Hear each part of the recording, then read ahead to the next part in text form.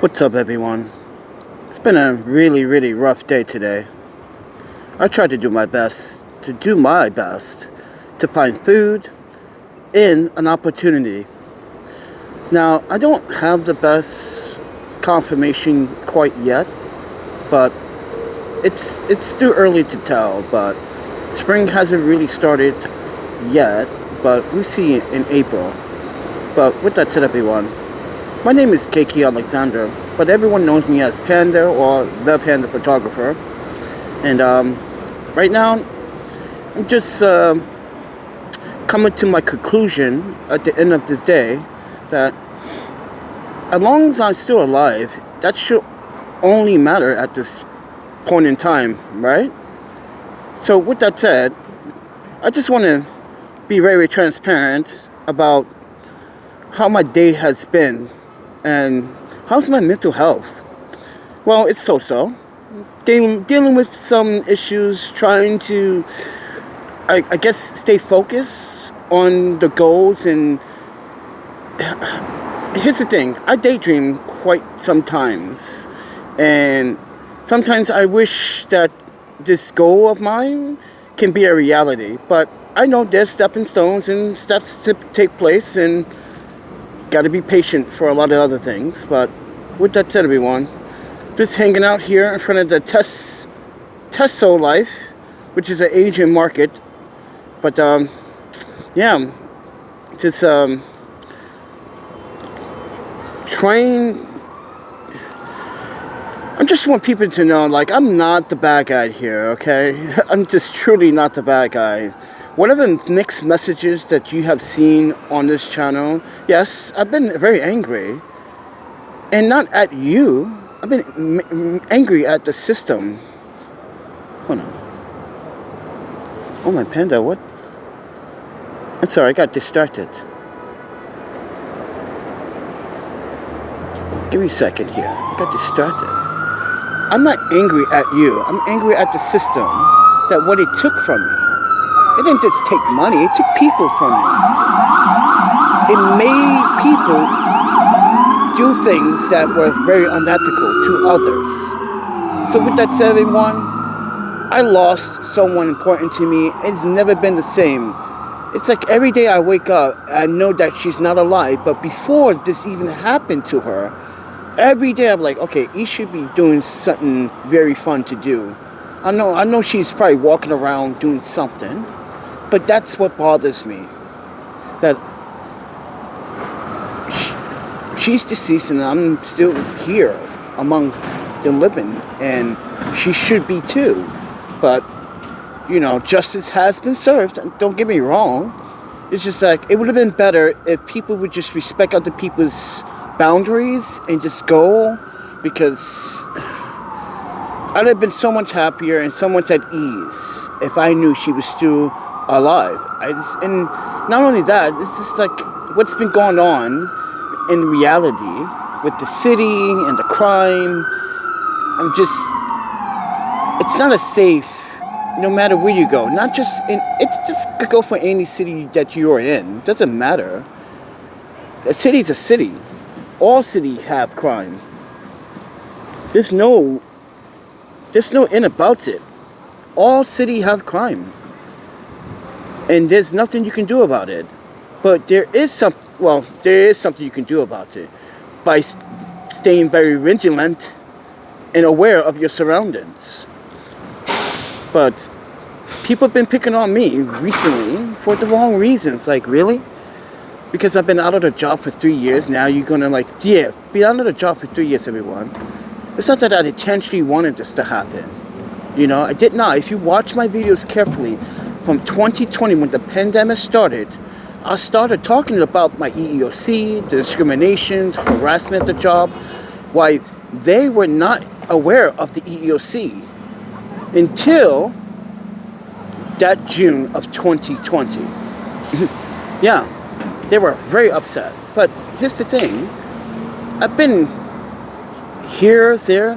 I came all the way from San Francisco, everybody. It made it all the way to New York. You know why? San Francisco is a dead place. I still love San Francisco for what it represents still and what it does contribute. You guys should see all the beautiful murals there. The art, the artists, the communities. But there are some people in those communities that destroy those communities and pick one community out of others. So it's just, it makes me sad. But it also makes me wonder, I've been in that situation. No matter where I go, I'm going to be discriminated. I've been discriminated all my life. Doesn't matter what I do or how I impress people. No matter if I got a straight A on my SATs, or straight, if I got 2100 score on my SATs, it wouldn't matter, because no one wouldn't care, because I'm still am I saying this right? I'm still looked upon as this black piece of shit. Yeah. No matter what you think, this black guy got a fucking what? What is he? Some Urkel? You see how the fatality now comes into play? The torment, the trolling, the harassment. Well, it's been like that for me when I've been very transparent about this homeless situation and why, like, I don't want a job, just any job. I want a job that can matter. And yes, it's been kind of rough trying to pick where I want these jobs. And we've been offered several times, but the last job didn't want to offer move-in costs at 25% or an advancement. So it's like I'm going to be in the debt pick zone if I just go to this city and just go ransomly and take a risk. I don't want to take risks again. I've been taking risks all my life, because not saying that people draw me there. I listened to some advice in the past and it was very bad. It got me into situations. This is why I stay away from some friends. This is why I'm not talking to some people. Yes, because they were not a very good, let's say, acquaintance, in my opinion. But as I am struggling with my mental health and struggling with trying to keep myself structurally, how can you say normal? Am I really normal? I'm not normal. I'm just a guy trying to deal with my own problems. And now I have more problems because people want to dislike the fact that I'm telling a story in transparency. I'm not deceiving you. I'm not trying to tell you, give me your donations. And yes, I have asked for donations, everyone. But every time you guys donate, how many times on the community post on YouTube, I post who donates and where I go use that donation with. Mind you, we made videos because it started, people wanted to donate because people wanted me to walk around the city of New York City or whatever city I was in. They wanted me to walk around these cities, but they also wanted me to go get food and do food videos. So, and I'm going to be honest, I'm not really good at food videos because I'm going to be honest with you, once I start eating, I am not stopping. That's just a really, really point of fact about me. I like food. Some food I can't eat because I'm allergic. I have an allergy. I have a highly, this is why I was telling Starbucks, the woman, like, please make sure it's milk, because I'm starting to realize, like, every time I have the chocolate milk and the almond milk, my stomach hurts like I'm being contaminated by when I drink 1% milk. And it turns every single time. So I stopped drinking the hot chocolate from Starbucks. And my stomach doesn't turn anymore. So yeah, it's just strange how, like, I have hot chocolate elsewhere and that doesn't happen, but at Starbucks it does. I'm not sure what's in the ingredients, but I digress, everyone. But I just wanted to share a moment because I really tried to do my best. I'm 44 years of age, everyone. Think about my age, 44.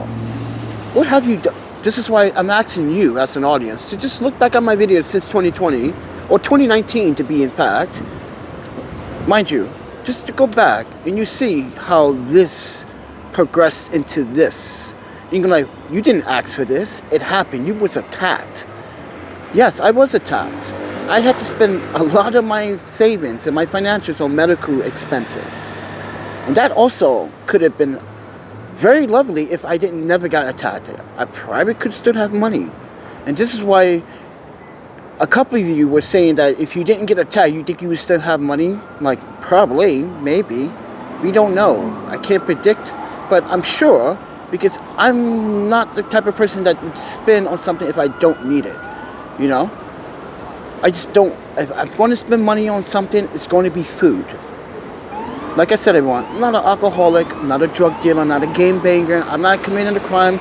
If I was committing a crime or was attempting to commit a crime, did you think NYPD would never give me a press pass or credentials to the city to do a job to help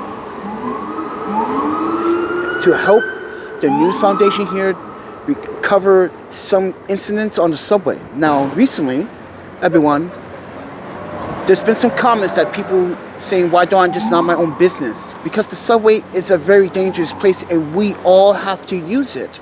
But we all have to be a voice for each other. If you don't want to be a voice, then I have to be your voice. By telling you, don't allow this person, and do not allow yourself to be a victim, because did you know, if you allow someone to hop the fare or invade the fare in the subway, you are an accessory. You could get a ticket too. I got this before. Remember, everybody?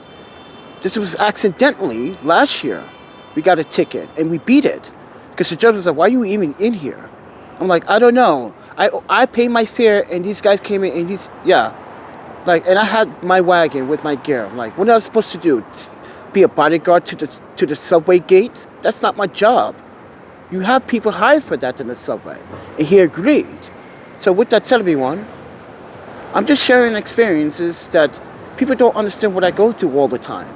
I go through racism all the time, discrimination here, there, everywhere, even on this channel. I got people commenting saying that they're not even watching the videos in full. They're just going to say to you that he's just begging, he wants your donation. Ladies and gentlemen, I want you to pay attention and give me a like, and I want your feedback. No one asks for donations. Yeah, sometimes in the wintertime, last year, we went on very hard times, like really hard times. And then, keep this in mind, everybody. It was hard last winter, but we survived. In this winter, I barely had to ask anyone for anything. Why? Because that past summer, we saved that money up just because we knew certain things might happen. Like, who supported the hostels? And then when I needed extra days, my friend Michael Collins donated. Then my friend Jonathan, that recently just now, I think he had a problem in his housing complex and he had to move out because he got robbed. That's crazy, he gets robbed. Mind you, he lives in New Jersey. Now he's dealing with something that happened to him. One of our supporters, everybody, one of our good supporters got robbed in his New Jersey home. So with that, tell everyone, a lot of people hope this channel grow. And then you have people that bought a print that's from Connecticut, said she liked the print was stunning, and then changed her point of view because she thinks I'm parading. Ladies and gentlemen, if I ask you for something, it's for good reason. If we don't have it, why not ask millions of people if they have it? And I guarantee I make sure I will post what I'm doing with it. And that's why I post every single time what I do with donations, to be transparent. And this is why people are upset, because they don't have nothing to say bad about the donations. Because every single time I get a donation, it's been very transparent who donates and why and where it goes. Where do you think how it goes? How do you think I keep the phone on, everybody? How do you think I'm able to get certain things? Do my laundry, take the subway. No one's paying my subway every day. No one's donating money every day for the subway for me. That's impossible. I don't have 1 million subscribers. That's the whole reality, everyone. Yet you have to look at the bigger picture here. How are you paying for all this subway rides? Why do you think I'm avoiding going to jail? I'm a good citizen, friend. I'm not harassing anyone. I'm not out there with a sign or faking that I'm handicapped, and then I sit up and hop the turnstile, which is a video that people are complaining about, that I'm being nosy. That's my job. As a documentarian, as a journalist, as a photographer, as someone that's a civilian that is concerned about the safety of millions of other commuters and civilians, it's my job to report things like that. You want to violate my First Amendment right? Then you shouldn't be an American. You should not be an American, friend. With that said, everyone, I'm just giving you the facts. If I was to stop one person for committing a crime, I'd just save 100 lives, maybe 1,000. You don't know that, but guess what? I guarantee when this person is getting processed through the system, he has convictions. Oof. You see that? He has priors. And that's the thing why I have to document everything that goes on in the city. This is why the city gave me, because they saw my past work, they saw my documentaries, they saw my journalism, they saw my website, they saw the work. I asked and they delivered. But it was also thanks to you guys for helping me recover my passports. Remember, we were robbed. We had no identification for quite some time. It took us into May to April or June of 2022 to get our passports back. Mind you, I can't even buy beer without identification. Yeah, that's a fact here. Every place in New York City is required to check your identification. I couldn't identify myself. I couldn't stay at a hotel. Remember, guys, we were stuck in the streets because we didn't have identification, which requires a hotel to confiscate and make a copy of who's staying in their hotel establishment. And there was one hotel that took my word for it. And I spent $872 of my traveler's checks, the last of my traveler's checks, to stay because there was a bad winter storm. Do you everyone remember that? Because I sure do. If you do, I made a video while I was in the hotel. It's called My Pelican 1510 Case, I think it's 12 years later. Watch that video. Yeah.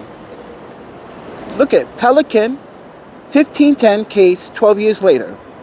Or 10 years later. And put Panda Photographer, and that is the video. So that's when we were like trying to figure things out, like how are we going to get identification? How are we going to get ID? How are we going to convince? And then someone donated, a Canadian neighbor donated $5,000. Someone supported through the GoFundMe. But we had the money, but we didn't have our documents. We had to somehow convince my foster parents to give me documents that I need to get the passports. And remember the letter they just wrote me, don't ever ask us for ever again. You're irresponsible, they said. I wasn't irresponsible, I got robbed. I wasn't being irresponsible. I was just coming out of Amtrak, coming up the stairs, walking down the street from Penn Station, and there they were. So, with that said, everyone, like I said, I've been having a rough time. And people think it's all fun and games. This is not a game. This is a job to stay alive. Your life is required for your observation and your motivation to make sure that you stay alive. That's my job. To keep myself alive, to tell the story the next day. So with that said, everyone, lately you guys have been hearing mixed stories. You can listen to what you want, but you listen to the source. I'm your source. I'm telling you what you need to know, what videos you should follow, because everyone is missing the past to this present. Yes, I don't want to find a job, right? Any job. I want to find the job. If I want to find the job, this got to be the last job. Because I do have a dream, everybody. I have a dream to build this empire of the Panda Photographer into something special.